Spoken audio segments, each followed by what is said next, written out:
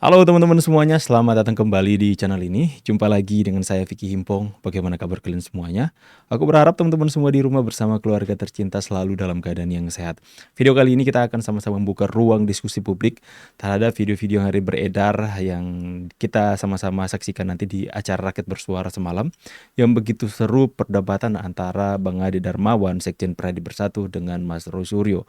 Di sana ada banyak sekali keseruan dan ketegangan. Ya, kita akan saksikan sama-sama dan kita buka ruang diskusi publik atas apa yang menjadi perdebatan semalam. Ya, kalian bebas untuk memberikan saran, kritik, opini kalian di kolom komentar. Sama-sama kita hindari yang namanya disinformasi, ujaran kebencian ataupun fitnah, teman-teman. So, without any further ado, let's jump to the video and let's go, teman-teman. Ini dia ya. Terapkan pasal ini. Babak baru berkas lengkap ijazah diuji. Ini di acara Rakyat Bersuara semalam, teman-teman. Kita sama-sama saksikan dulu. Ini hati-hati Mas Roy menerapkan pasal ini. Ya udah, Karena ketika ini juga salah alamat, saya kejar Mas Roy. Oh silahkan. Maksudnya mana? Saya kejar. Yang laporan Mas Roy. Iya, jangan sampai Silakan. kasus ini tidak naik sidik. Saya pasti kejar Mas Roy. Silakan. Sampai kapanpun saya. Berikan tanggapan dulu, teman-teman ya. Yang pertama, Bang Ade Darmawan mengatakan saya akan kejar Anda. Anda Mas Roy mengajak perang. Ya. Jangan sampai laporan Anda tidak naik sidik atau laporan yang Anda laporkan kepada Lecumanan itu gugur. Mungkin ketika itu gugur dan kemudian salah sasaran, maka mungkin Pradi Bersatu lewat Bang Ade Darmawan akan mempertimbangkan untuk melaporkan kembali, teman-teman. Dan kemudian Bang Ade Darmawan mengatakan, anak buah saya kamu laporkan.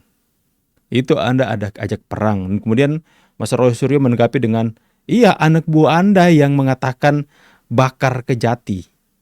Kemarin waktu konferensi pers, teman-teman. Nah, ini yang menjadi seru. Saya luruskan dulu bahwa bukan Bang Lecumanan yang mengatakan bakar Kejati.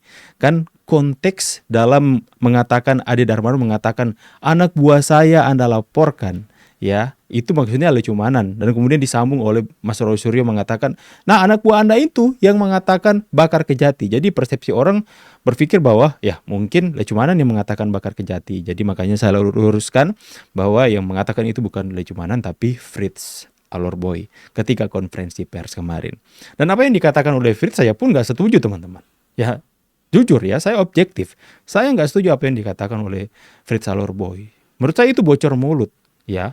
Bocor mulut dan sampai berapi-api boleh, bersemangat boleh. Tapi kalau mengatakan bakar Kejati itu sudah melanggar hukum, teman-teman. Ya, sekalipun apapun alasannya, jangan sampai membakar Kejati lah, teman-teman. Itu gak setuju. Mending Bang Ade Darmawan tidak memberikan kesempatan berbicara atau memberikan mic kepada orang yang bocor mulut daripada harus sibuk-sibuk klarifikasi nantinya. Dan itu jadi bumerang, jadi bahan serangan dari kubu Roy Suryo. Ya tentu saja, siapa sih yang mau setuju bakar Kejati, teman-temannya? Ya itu yang pertama.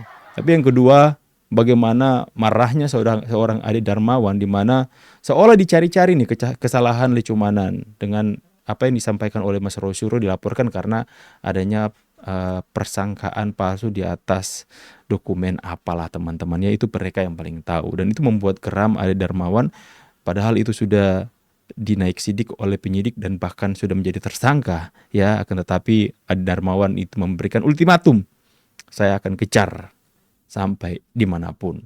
Apa yang dilakukan oleh Mas Roy Suryo itu yang menjadi pokok perbincangan. Kita lanjutkan dulu, teman-teman.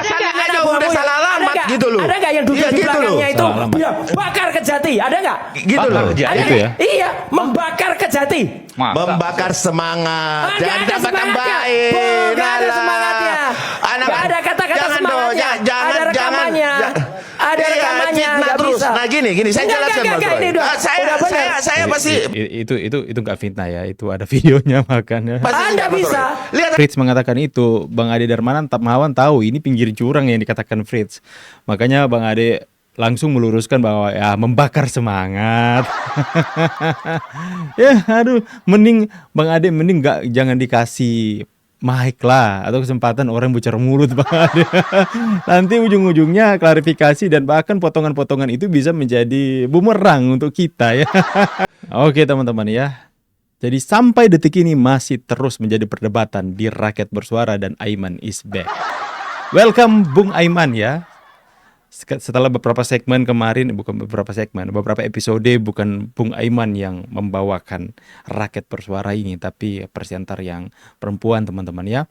Lantas kemudian Aiman is back, kemudian ada Mas Suryo di sana, ada Ade Darmawan, ada Ahmad Kosinudin ya, ada Rizal Fadila, dan kemudian ada pengacaranya Bapak Joko Widodo, dan ada Bang siapa ini aku lupa namanya teman-teman ya. Itu seperti ya acara ini berarti nggak ada habisnya membahas tentang ijazah Pak Jokowi. Makanya Kosinudin bilang nggak mungkin kalau ini tidak menjadi perhatian publik, sedangkan ini masih terus berepisode-episode di acara Rakyat Bersuara. Masih menjadi tontonan hangat di Rakyat Bersuara, mereka berbincangkan tentang ijazahnya Bapak Joko Widodo yang hari ini menjadi pertanyaan besar. Bahkan ketika ada kabar tentang P21 pun mereka terus mengglorifikasi, mengatakan penyidik seperti ini, penyidik seperti itu, polisi seperti ini, polisi seperti itu. Seolah-olah tidak ada kejelasan sama sekali teman-teman ya. Akan tetapi kita masih terus percayakan kepada aparat penegak hukum untuk terus-menerus menunjukkan bahwa apa yang diragukan publik hari ini, bagaimana cara mereka yang seolah-olah memperlambat kasusnya, padahal bisa dikatakan setiap kasus, setiap tersangka itu berkasnya begitu banyak. Jadi ya kita berusaha untuk maklumi teman-teman ya. Tapi semoga saja di bulan ini tahap 2 untuk pelimpahan barang bukti dan tersangka itu segera untuk dilaksanakan. Bagaimana pendapat kalian semua? Silahkan tulis di kolom komentar. Saya pamit. See you on the next video and God bless. Bye guys.